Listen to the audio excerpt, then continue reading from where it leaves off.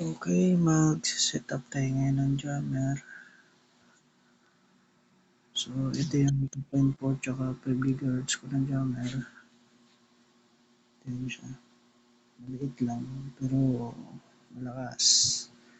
2.4 tsaka 5 GHz yung kaya nitong i-jam. So, dito, connect muna tayo sa Wi-Fi nito. Ito yung pangalan niyan. Off na natin para refresh yung Wi-Fi. Yan. Connected na siya. Then, type natin 10.0.192.168.1.1. Tapos enter.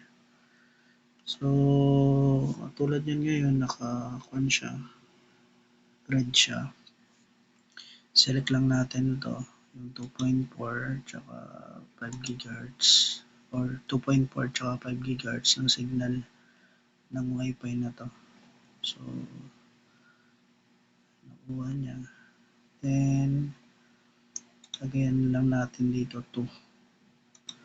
So, sa ngayon, connected ako sa Wi-Fi na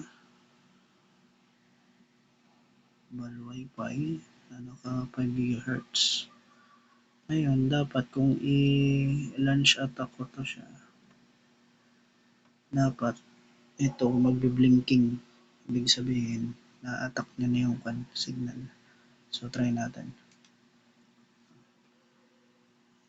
Nag-launch attack na, nakapindot ka na kasi malalaman mo blinking siya dito. So, check natin yung Wi-Fi sa cellphone. Hindi na ako makakonect. Tapos yung laptop natin, wala na rin Wi-Fi. So, ito rin wala. Kita nung pilit mo dyan, hindi yan kukonect. As long as na nagbe-blinking to. Ibig sabihin, ginajammer niya pa rin.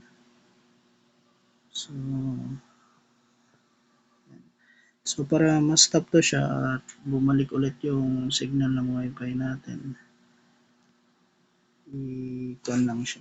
Long press lang dito sa gilid. Meron yan dito sa gilid.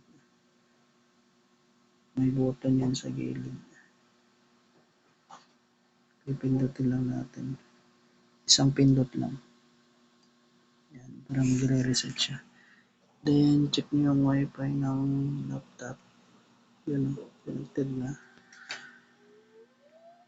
Tapos, yung Wi-Fi din ng cellphone. Check natin. Yun, connected na. So, ibig sabihin, gumagana yung jammer natin. 2.4 tsaka 5 GHz. Kaya, thank you. Sa gusto mag-abel, message or chat lang. Salamat.